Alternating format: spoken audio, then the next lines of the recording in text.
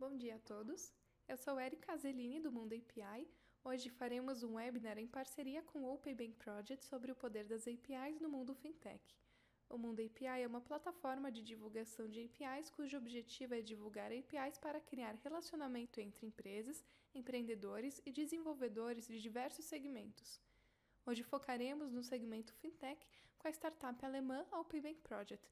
O palestrante é Ismail Shaib, diretor executivo de operações do Rabobank Project.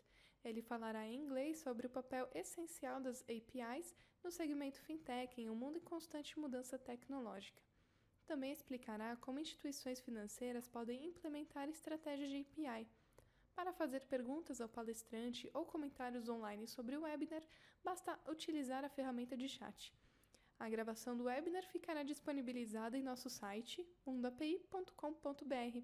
Acesse o site para conferir artigos sobre APIs, entrevistas com profissionais de sucesso do segmento e próximos eventos. Peço que aguardem um momento enquanto transfiro o controle para o palestrante. So, hi everyone.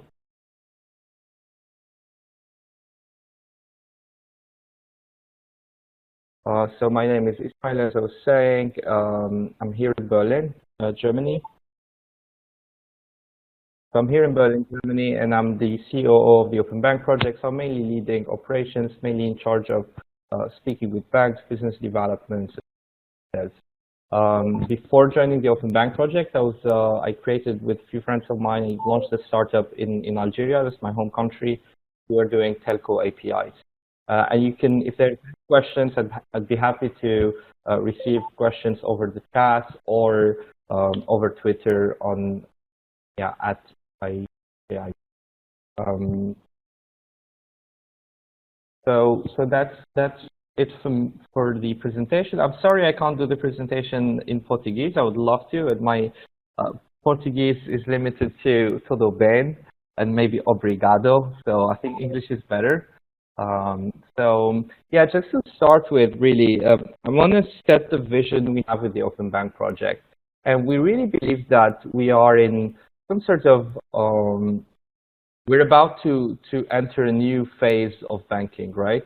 When it comes in technology in particular. So if we think of the mid-90s, where basically you had every bank wanted to have an online banking interface, then maybe today's it's more about mobile banking. So every bank is talking about mobile banking, is having a mobile banking interface and so on.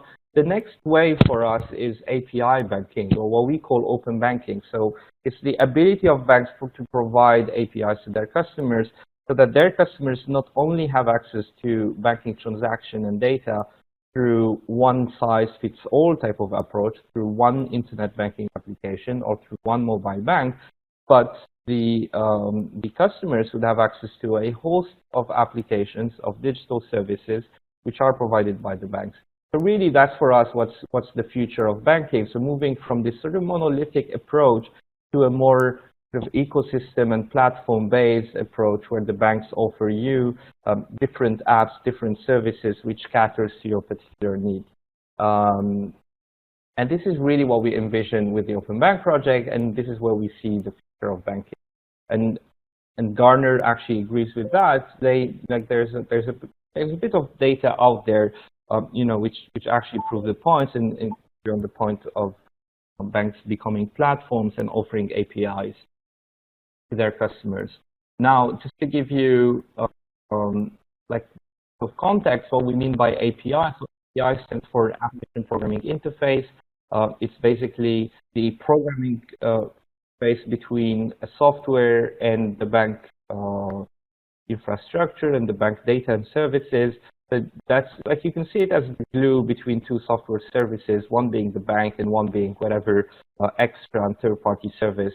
That could be a personal finance management app, that could be savings app, that could be, like a peer-to-peer payment app, whatever that be. So, and then API is really the technological infrastructure enabling these connections to happen in a sort of easy manner. And it's easy to imagine in the future when APIs are dominant, banks being platforms which have multiple apps, multiple services plugged and sort of glued to this platform, which is the bank. And I believe there are four drivers which are sort of leading the banks towards this platform-based approach and to this open banking area. And the first being really the changing customer behaviors, right? So like we really behave differently than a generation before when it comes to our transaction, when it comes to our money. In particular, millennials have a really different and distant relationship when it comes to money. So, if you want to cater to this category of people, there's a need for new mindset. There's a need for new technology to support those ever-changing needs, really. The second driver is, which is an important one, is really the non-banking competitors. So these are the Googles, the Apples of these worlds who are actually trying to figure out how they can, be some sort of banks and provide payment services they have. So Apple has millions with Apple Pay. They have millions of credit card information on card. Facebook just launched like payment via his Messenger app. So there's a lot of things, and actually data shows us that millennials, again, they're actually they're thinking of moving they would be okay with moving their bank account to this new entrant. So that's some sort of threat that the banks are facing today, which didn't exist a few years back. The other really sort of driver, which is more of a barrier, is really the aging IT system of the banks, right? So banks are, most of the banks are built on this legacy system, this mastodon systems, which are like, probably 30 years old or so. So how do you compete, and how do you compete with the non-banks? How do you cater to these changing needs without and being relevant and staying relevant in today's world with this IT system from another world? So there is a need for to change that system. Obviously, you cannot just throw it away, but there is a need to still be able to cater to the needs, and there's a need to have a more flexible. And then the fourth driver, in my opinion, which is probably the most important one, is really the regulation. It's the regulator seeing opportunities in having an API-based banking. So we're seeing that. So PSD2 in Europe in particular is all about that. It's all about opening up a payment and account infrastructure to third parties. In the UK, there's lots of talk about a standard for banking APIs. The regulator really sees APIs as an opportunity to have more competition in the banking industry, which is like an industry fairly consolidated. So API are an opportunity to have more actors involved, to have more competitiveness, and at the end to have customers which are happy, which have better service. So for me, really, the changing customer behaviors, the non-banking competitors, the aging IT system, and this regulation which is upcoming is really the four drivers that would lead us to an open banking era where banks becomes platforms, where banks provide APIs. Now the question is, why would banks provide APIs? What's the benefit? I see there's plenty of benefits, and I just try to focus on a few of them. For me, the most important one is the ability to innovate. So the ability to innovate through by having an API, like having an API makes it very fast to innovate, makes it very fast to replicate other services outside, and by gathering innovation outside the walled garden of the bank, so by enabling a third-party developer, so like a developer in Brazil who has a great idea can propose an idea and use an API of a bank in the UK and send it and propose it to provide it to the customers of this bank in the UK. So accessing innovation outside the walled garden of a bank is something really important, I think, and would lead to a huge amount of interesting apps and services which would solve real customer problems. And another important feature of having APIs that it can lead us to be in more platforms. So today we're on mobile phones, but what about tomorrow all having smartwatches?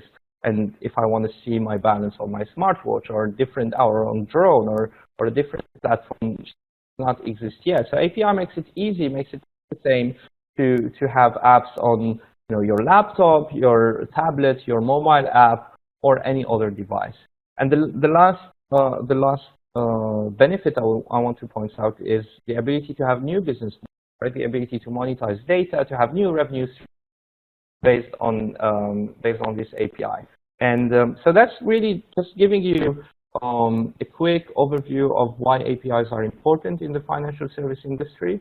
What I'm going to focus on now is like talking about the Open Bank project, giving a bit more details on the Open Bank project. Again, if you have any questions, feel free to ask me.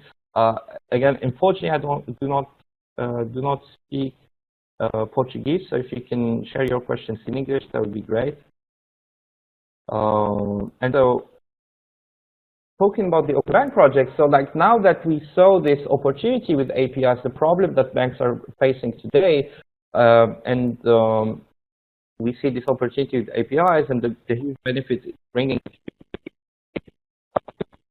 we should actually make this for their partners and developers. So we spent the last probably 4 years building the Open Bank project, and it's really an API, white labeled solution for banks, which offer an API platform so that any bank out there can provide an API for their customers, right?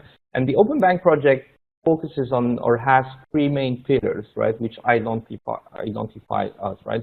But the first and most important one is really this API for banks, solely dedicated for financial industry, for retail and corporate banks, which is based on an open standard. So it's based on a standard which is open. It's an open source code as well. So every line of code we're writing is out there in the open. The second pillar is this banking app store. So it's not enough that a bank would provide an API. They also would want to have an app store where basically you would see all the apps that are that has been vetted by your bank. So say you're banking with Bank X, you go to the Bank X appstore.bankx.com, and there you have all the apps that were selected by your bank that are approved that they work. So that's the bank app store idea, and that's really important if you have lots of apps, and it makes it easy for your customer to find the apps they want to use, to trust those apps, and download them, sort of cherry pick the apps they need and use them on their mobile or any other platform. Now the last bit and the last pillar, which is also an interesting one, is this idea of a developer community. So the Open Bank project is not only a technology platform for banks, but it's also a community of developers worldwide which are using the API, which are familiar with the API, which are using it to build financial technology applications. And so that's interesting. Like we're mixing both the technological aspect with the community aspect, so that the banks which are using the Open Bank project API will actually benefit from a technology, but also the community of people using it. How it works is very easy. It's a plug and play type of approach. It's an API. It's a technology stack that a bank deploy on premise behind their firewall, and boom, when it's connected to the legacy system, there is a consistent, RESTful, and standard API interface which is provided for third-party developers. Now, these third-party developers could be partners of the bank who are vetted, could be like fintech startups that the bank know and want to work with, or could be any third-party developers who would want to try and have an idea and want to try it out. And the idea that deploying on-premise makes the whole thing way more secure behind the bank's firewall, so there is a maximum security and control, which is on the bank side, so the bank can really sees who's doing what, can control that, can revoke access for misbehaving developers. And obviously, in any API endeavor, security is a paramount.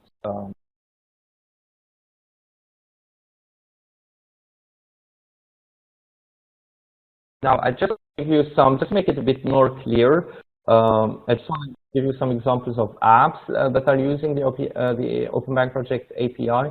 So Momentum, for instance, is a business application. It's a business analytics, basically for small businesses who cannot afford big software solution. It's an easy solution which takes your transaction data, analyze this, and then gives you revenue forecast, cash flow forecast, where you're spending your money, some sort of visual understanding of your data as small business owners. So very interesting from that perspective.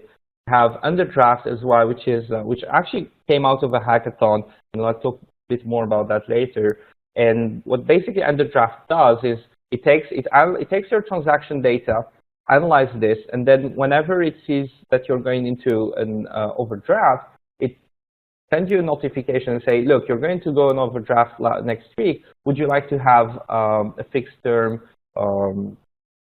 credit, right? Boom.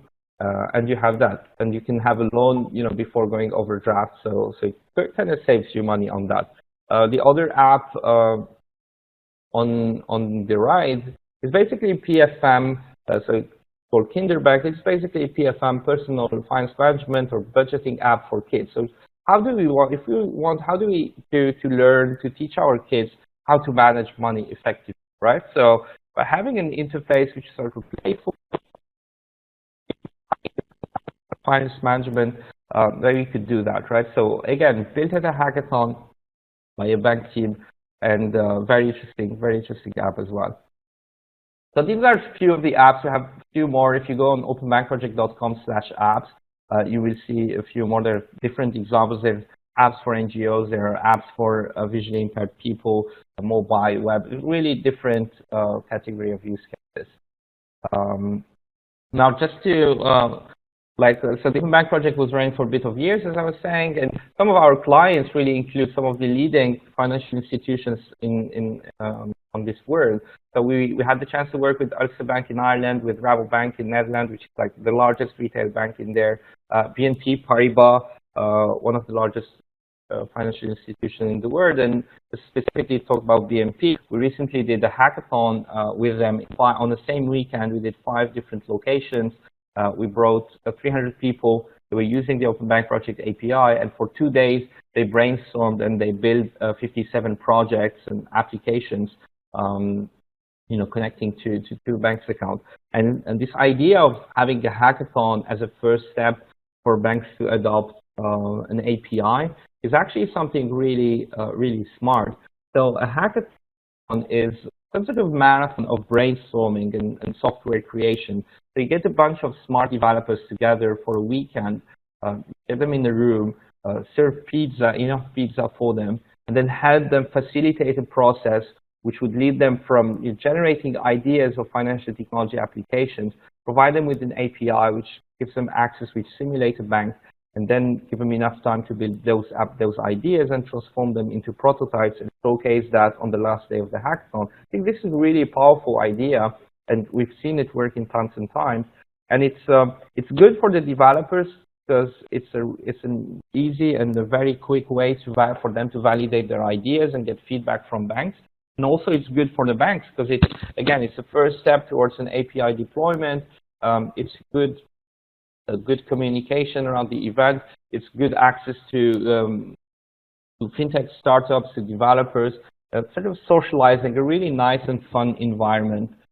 So there's only cool things which happen out of hackathon, and you get to see really cool applications such as Kinderbank or Underdraft, which I just showed. So that's for the hackathon, and just to to wrap up and to close the session and then open it for questions if you do have.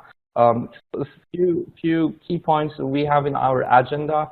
So next, we are organizing a conference on Open Bank Fintech on September 23rd, 24th in London. So if you're there, we'd be happy to have you with us. We'll talk more about the Open Bank project. We'll talk more about other API initiatives as well. There is a hackathon, so Hack Make the Bank hackathon. So this fintech series of hackathon we're organizing. The next one is going to be on November 7th and 9th in London. Again, if you're there, be happy to see you. Maybe a hackathon in Hack Make the Bank hackathon in Brazil sometime soon. We'd love to do that. We'd be happy to talk to you about that as well. And that's pretty much it for me. So just to wrap up, to close the session, APIs are this software platform which makes it easy to glue other third-party software, such as a budgeting app, with your bank account, with the bank IT system. It's very important because the IT system of banks today are pretty old and we cannot replace them from a day to another. So it makes more sense to put a layer on the top, a modern layer on the top, which makes it easy to connect with newer and modern software. There's regulation across the planet looking into pushing banks towards having APIs. And APIs are actually good for banks because they provide banks with more control. They provide banks with the ability to go and source innovation outside their walled garden, and they provide banks with an opportunity to generate new revenue streams. They're good for the developers. They give them easy access to data, makes it and out of this stream of data, we can build a whole bunch of new fintech businesses and applications.